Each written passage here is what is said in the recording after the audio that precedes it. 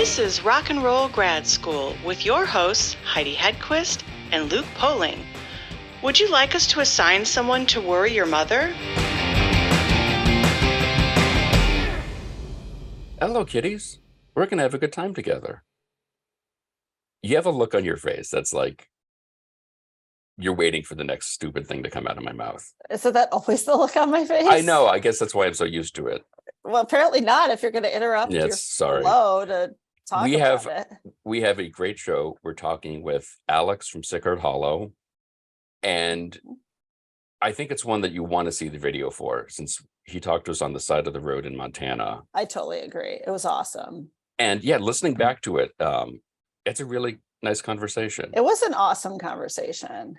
And it was really cool. Yeah, and I'm eager to see them when they come around these parts. I agree. You know, interesting combination of bluegrass and everything, I think. Mm-hmm. And they have a new record out right now, wherever you get your records. Yes. Are you caught up in the summer tour hype yet? No. I feel like everybody and their mother has announced a tour in the past month or so. By the way, is your mother going out this summer?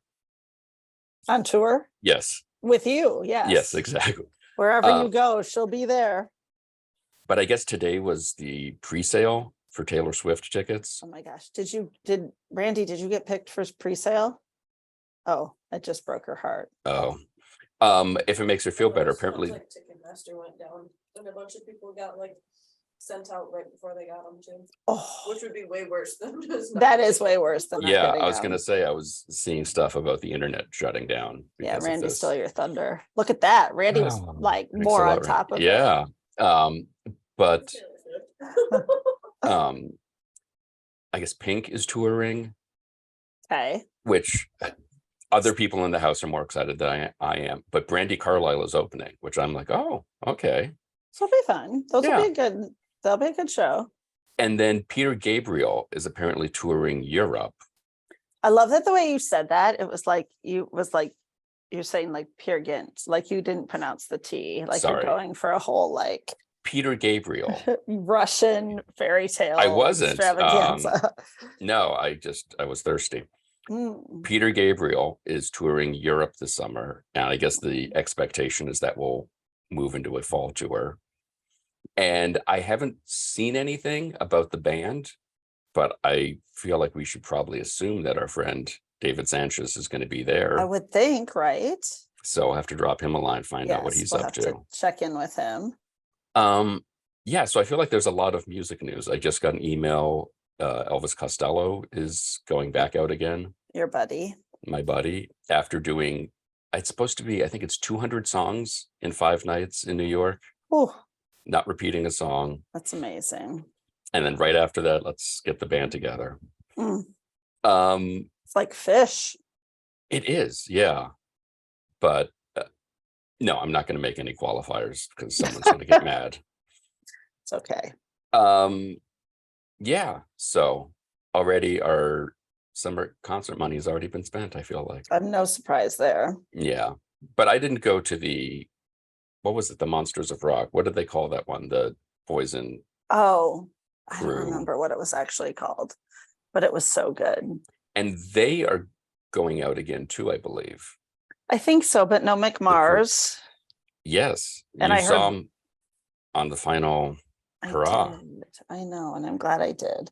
Yeah. And there's rumors they're trying to replace Vince Neil, but that'll be stupid. They shouldn't do that. Is it Motley Crue without him? Didn't everybody pretty soundly say in 1994 or 5 that Motley Crue without Vince Neil is not Motley Crue? Yeah, I'm pretty sure Motley Crue without any of them is not actually Motley Crue. But the Mick Mars thing, you can kind of give a pass because he's not, can't help it. Right. And he, at least outwardly, he is the one saying, removing himself from the... Correct.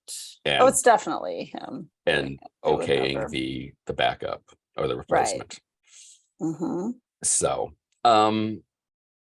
yeah, it's kind of nice. I feel like I haven't been to a show in 3 weeks, so I feel like we've fallen into this. It's been a little while. We're in this rut. What's wrong with us? We haven't seen anything in a while. I know. But there's something, and we're out of town the weekend of like the Marquis Ramone Christmas show, Oh, which I'm like, the elder would love this. oh my God, the elder would totally love it. But I think in December, I'm going to see Laura Jane Grace with a friend of ours, Nice. which I'm not familiar with a lot of her stuff, but Mhm. small club sounds fun. Perfect. And then I had to, because they're only doing 2 shows. That makes up a tour, apparently. Yes. The surviving member of Big Star is playing. They're doing all of I'm going to screw up the name now. Number One Record, I believe. I think so. Something like that. They're doing the whole album with Pat Sandstone from Wilco and Mike Mills from REM. Well, that's just a And I can't happy remember who else little it- ditty Yeah, for you. just before Christmas, let's listen to the saddest pop record ever made. Makes perfect sense. Yeah, so that's going to be fun. It's not just like listening to Charlie Brown Christmas. It's the same thing. Oh my God, I love that record. Have you seen there's a box set? I can't. I hate that record. Really? I love the movie.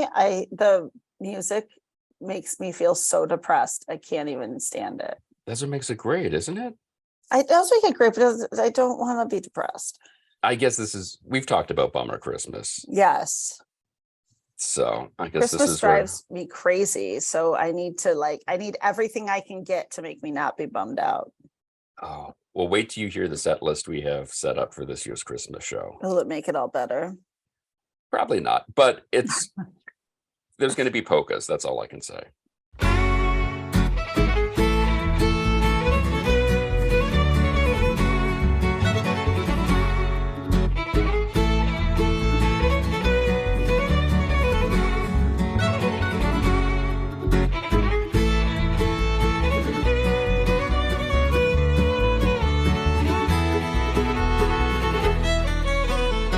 Up from the hilltops, high in the trees, the sun is shining bright and I'm Can you hear me?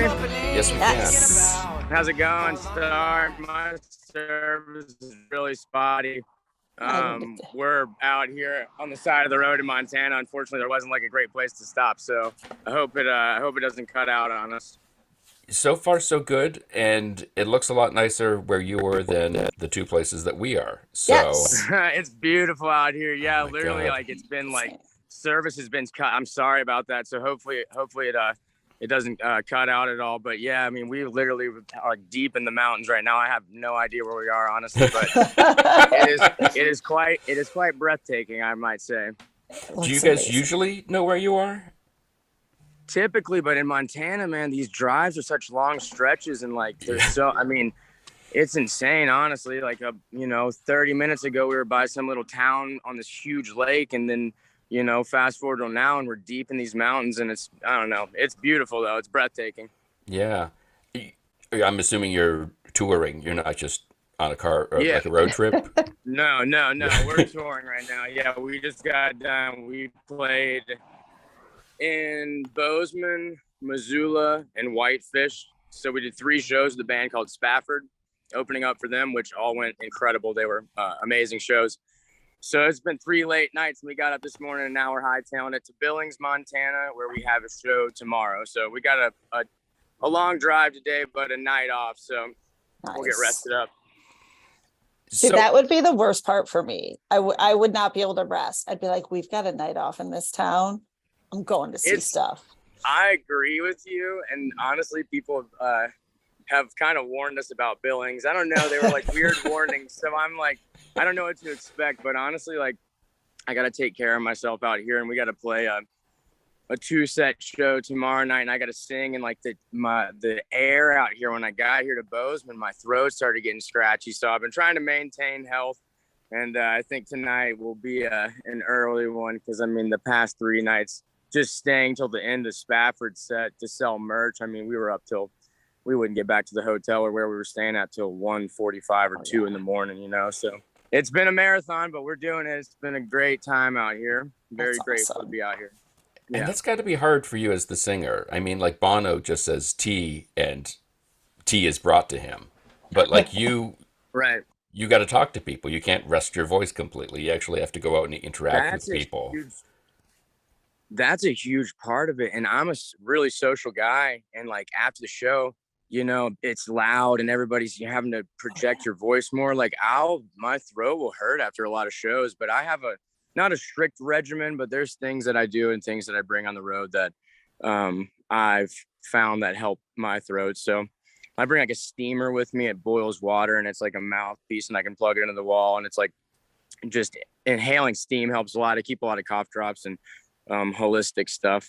You got to figure out what works for you, because otherwise my voice will go, you know? Yeah. So how much of the sets are you playing some of the new stuff? Because the record's not out yet. It's coming out. Record's not out. We've been playing a lot of the new stuff. Some songs more than others, which is it's been kind of cool because some of these songs we took for a spin a while ago live before they were kind of like solidified how we wanted them and how we presented them on the album. So we've been playing like Face the Wreckage just came out. We've been playing that one. And I swear people have seen us play it before, but now they're like, what's that new song? So it's like, it's interesting that, you know, to see them grow and advance. And now, yeah, we have been playing pretty much all of them. And yeah, it's been super fun. And they're stretching out more live, and we're kind of getting our bearings with them, because it takes a little bit, you know, you kind of got to get used to them in the live setting. And I feel like we're finally getting comfortable with a lot of them. So that's awesome. Yeah, it's been cool, and it's been well received. I think people have really been enjoying the new stuff. It's like the audience is catching up. Right. That's awesome. Absolutely. Yeah, it's been great. When you guys were, oh, sorry. No, go ahead. Nope, go ahead. I was going to say, you know, before you went into the studio to record the record, did you put all these songs out there? Is that how you guys write? Sort of you have a song and then you put it on the stage and kind of see what works, what doesn't, how you guys just interact as you're playing with it? It depends on the song. I mean, pretty much so far, yeah. Like, we'll because I mean, if a tune comes to the table, like, we like to change up our sets every show, so it just adds more to to our arsenal of tunes. So yeah, we will start playing them, but I think in the future, because typically, like, I'll write a tune, anything I lyrically or anything I sing, I wrote, anything Will sings, he wrote, and then after there's the structure, we'll take it to the band, and Matt, who plays violin, will come in, and Parrish, who plays bass, will come in with ideas of like structure and maybe like adding some more theoretical stuff or ways to, you know, spice it up a bit. But we typically have been playing, just because we've been playing live so much, and it's fun to change it up. So I think in the future, though, we will try to do more collaborative stuff and like write all together, and maybe not show anybody any of it before we release it, you know, so everything's like completely fresh. Mm-hmm. But that's how we've been doing it thus far. It's amazing to hear like the different ways bands do collaborate and bring it together, and how some people are so strict on like, nope, no one can see it or hear it till it's done, even within the band. Right. It's interesting because it's like being vulnerable and like finding like a groove. So when I'm trying to write with people more, because I think you can practice that muscle in your brain to like kind of know how to navigate those more collaborative efforts. But lyrically, that's my thing. I like to write lyrics first, and then and then after that, once the lyrics are done, then I can kind of collaborate on the music. But I haven't found a way yet to like really write lyrically with someone. So I'm trying to work on it and open up more. But me and Will have done some co-writes with lyrics that have been great. We have a couple tunes, but I think in the future we'll definitely try to do more of that. That's awesome. I feel like the lyrics are more vulnerable. Like, I feel like those are harder. You know, right. And it's like, if I'm writing about some experience I've had in this, trying to portray it in this way or deliver this message, you know, it would be weird for me to try to bring someone in on that, because like I'm writing off of my experience, you know? Right. So maybe we need to find other subject matter where we can, you know, which I don't know, I guess that would come into trying to do some exercises, maybe just pick a topic and like, okay, let's just try to write about some random stuff. Because a lot of what I write about is just like what I've been through in life, you know? Sure. Not like fictional stuff or, you know, I don't know. So. Right, what you know. Has that always been the way with you, with your writing? Or did you kind of have to kind of build up that confidence to let it all hang out, as it were?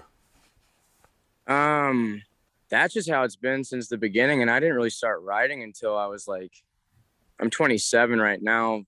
When I was 21 or 22, and I didn't start singing or like showing anybody any of that until about, around 22, 23, because I moved to Nashville and I was around all these people who were just like openly demonstrating all of their talents, which in Nashville, there was quite a bit of people around me who were incredible at guitar, whatever instrument, and it was like super inspiring. So like being around people like that made it easy for me to be vulnerable and present, what I wrote, and then people started liking it. So then your confidence gets built up a little bit. And then now I don't care, now whatever. I love it so much. Like I believe in what I write. So I think a lot of it has a positive message that people can get something out of. So, and if you don't got to listen to it. So, so true. It's that. Yeah. So. It's Nashville's always so fascinating with that too, because you hear that constantly, but it's again one of those things that could go either way, right? You're around so much talent, and you either get on that train and like grow together, or you could be completely intimidated by it and be like, oh no, there's like too much talent in this town. I can't deal. It's crazy living in Nashville, and even think that we're out here touring and doing this. Like, it feels so surreal because there's so many people trying to do what we're doing in our town. And a lot of people that I know, and it's just like, you never know if they're going to leave Broadway or whatever their gig is that they're doing in town. And like, sometimes people catch a break and you find your groove, and if the door opens a little bit, like kick it down and run, Yeah. And there's a lot of different equations that go into that also. And like, we're so fortunate to have the pieces of the puzzle, I think, because it's like, guys who are willing to go and do this. Like, this is exhausting what we're doing, but it's the dream. But you got to be down to like rough it out, for a while and make a lot of sacrifices. But we somehow found our sound, and like people in Nashville liked it, and we saw success pretty early in Nashville, which I think a lot of people move there and they're like trying to do this thing like that everybody's trying to do. Like, I moved there and I was just going to school and just trying to like figure out anything to do. I didn't go there to start a band, and like organically we formed, and I think that draws people in more. It's like we didn't force any of it, like it just happened. We didn't ask for it. Awesome. And so it just like, I don't know, it's interesting, but I'm very grateful that we have the opportunity to maybe make a career out of this and like do this for a living. And that's the Nashville dream. People flock there by the thousand to do it, so yeah. We do not take it for granted, that's for sure. Yeah. Now, I wanted to read you something that was in your press release, and not just to prove to John, your press guy, that we actually read the stuff he sends us. But it describes you as psychedelic punk grass rockers. Right. Which one are you? All the above, honestly.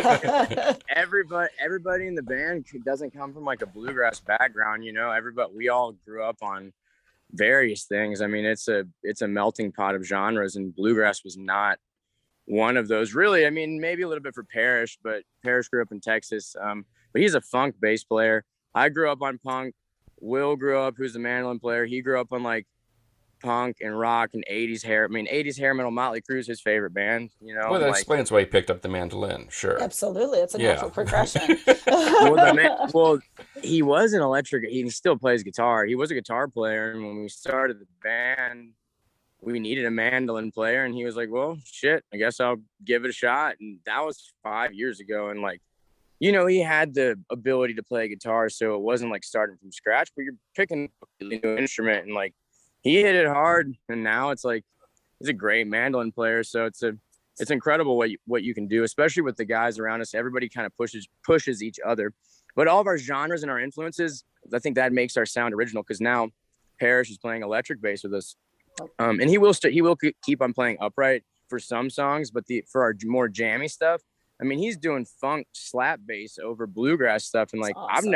I've never seen a band do anything like that. So it's cool to be able to like bring all of our influences to the table and see what we can create in this string band medium, Well, I feel like Nashville, at least what I've seen, is very much can be a bit of a putting various artists into buckets, and right. We know this works, we know this doesn't. listening to the record, it sounds amazing, but and you guys don't seem like a band that easily fits into a bucket. So it sort of Right. almost seems like a double bullseye that you're able to have the success to get out there to, like you said, like actually go out on the road and prove it, all night, as the song says. Right. Did you guys find yourself being pigeonholed at all, or being forced to try to drop, playing girls, girls, girls every night on the mandolin? He's so No, good. not at all. I mean, I think we just have done whatever we felt like we wanted to. Everybody has a voice in it. Like, we don't feel like we have to do anything because we don't. I think that's what draws people into us also, is like, it is us. And if it's not us and we can't do it, then, or we can't do the tune justice or whatever, then we won't do it, We, everybody has a say in it, and everybody, like, especially with picking cover tunes and stuff, which we need to kind of vamp up our cover tune repertoire. But it's fun finding the songs that we arrange, and they're like, I feel like people can kind of recognize them as like, that's a Sicard Hollow arrangement, or it feels like it's us, because that's like how we play. We play how we learn, and we really just started learning. I started learning bluegrass 5 years ago, so it's cool just teaching ourselves together and seeing what happens. So I don't know. I think we found our sound pretty early on because of that, and it's I think that's also taken us further, where people are like, oh, I haven't really heard something like that. So I don't know. People are curious when they hear us. So it's been good. That's awesome. Have you noticed, as you've gone from state to state on the tour, the response being different as far as, okay, Montana totally rocks, or Kansas Montana is so great? Is stoked on the bluegrass and on the jam grass. Every show has been rowdy. Bozeman was incredible. A ton of friends. I mean, these venues have been great, and like, people showing up. Last night was a Monday night in Whitefish, Montana. I'm like, who the hell is going to be out here? People came out and were partying. That's awesome. It was insane. So yeah, we've been doing really well. This is one of the better runs we've had, exposure wise, and just connecting with another band. Like the Spafford guys, like, we used to see, we all have been seeing them for a while, and to get to, share a space with them, and they were so cool. Shout out to those guys, straight up. They gave us like a lot of solid advice on like, nice. Like what they've been through, their trials and tribulations, which we haven't really had. I've never really had a band that we've opened up for kind of pull us aside and be like, hey, if you need anything, like, here's my phone number. Like, I got you. I promise it, shit might get wonky or whatever. Call me and like, we can talk about it, because I've probably been there. So it's like, it's been super inspiring here in Montana, and the crowd's been incredible. So hopefully in Billings tomorrow, we'll see the same, but we're just doing a show by ourselves tomorrow. So it was nice having the Spafford, who's they're well known. So they would bring people out. So we'll see how tomorrow goes, but I have high hopes. It'll be good. Yeah. Is there any place in the country that shocks you, that the love and appreciation of bluegrass is not what you expected? I'm trying to think. I feel like there is, but I can't pinpoint one. I mean, I think like it always shocks me, because everywhere we go, and I'm not trying to say this, and people like what we do. And last night, like, we had people come up, and this happens at every show, and they go, I hate bluegrass, but I love what you guys just did. And I'm like, that I take that time. I wish you did like bluegrass, because it's incredible. Right. But maybe we can bridge that gap and lead them, to be more inclined to listen to that stuff, or not. And they just enjoy what we do, which makes me super happy anyway. So a lot of places blow my mind like that. But I think we convert people over to, it's a more digestible, that's not the right word, but I think people get entertained watching us, and it's like, it's not traditional, it's not as cut into the T. It's kind of flowy, and we're, navigating different jam spaces. So, yeah, I couldn't tell you one place, but it happens quite often where I'm surprised by people's reactions. But that's interesting too. Like, so many of the I don't know, the genres that are just generationally been here forever, like the foundational genres, get so pigeonholed, and people get so afraid of it. Like, they hear, right, one song, and they think, or whatever, however many, and they think that's all it is. And I'm, right, I can't handle the twang or whatever it is. Right. But yeah, add a little punk and a little bass, little little heavy metal, A bit of lot of everything bass, else. honestly. We've been adding a lot of bass recently. He's been going off on the slaps. It's been cool. That's But yeah, I awesome. agree with you, you know.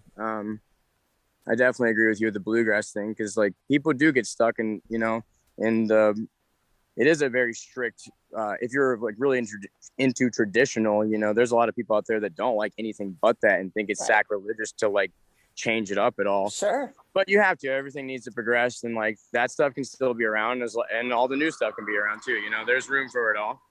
Right. Yeah. I mean, rock and Bluegrass roll can wouldn't be a big exist, tent. right? Yeah. Right. You know, So, you guys excited? I mean, I'm assuming you're excited about the new record. You're happy with it. You're. Oh, I'm so stoked. I've been ready to get it out for a while, man. I'm impatient, so I can't. November 11th cannot come quick enough. I'm excited. How long have you guys been sitting on it? When did you record it?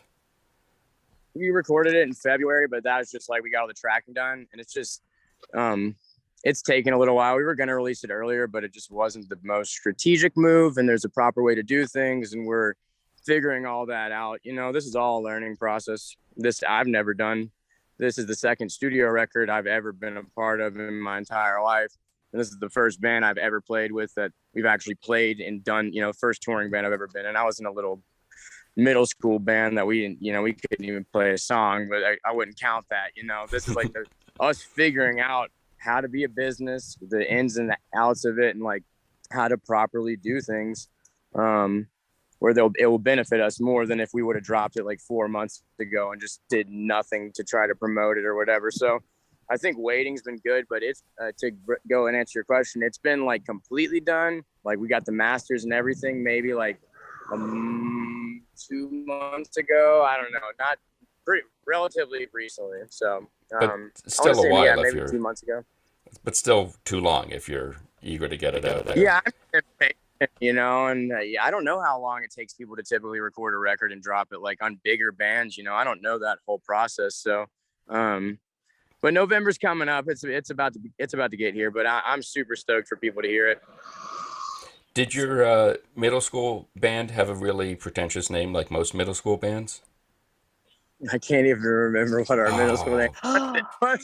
Actually, this is terrible. I didn't make this name. It was Bombing Arizona was the name. I have no idea why it was that. All right, that's a good one.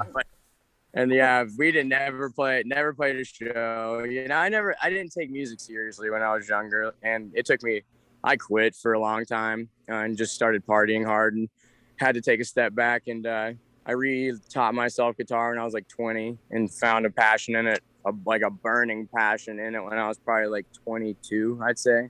So it's been an interesting journey, but shout out to the middle school band. I wish we would have stuck with it. No, Burning Arizona, you can always have that reunion tour that you Totally. never did the first time. They wish I might they'd have stuck to, to it. right? Yes.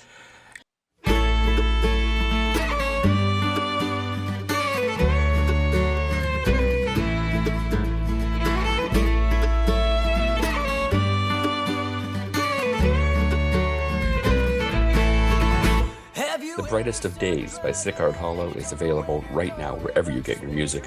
For more information, to find out when they are playing near you, check out their website, sicardhollow.com. For more information, check out her website, happyhoffman.com. That's HAPPIE. She is also on Instagram, where she is at happy.hoffman. You can check us out on all the various socials. Be sure to visit our website at rockandrollgradschool.com, and don't forget to leave us a review. Today's show is produced by myself and Heidi Hegquist. Our reluctant producers are John Sauvé and Sandy Stone. Our willing producers are Rachel Allen and Randy Jeanette. Our intern is Zach Jackson. This one's for Philippe. Thank you, good night, and may all your favorite bands stay together.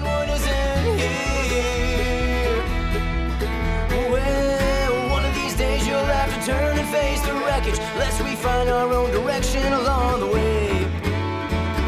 This winding road is filled with valuable lessons if you walk it with intention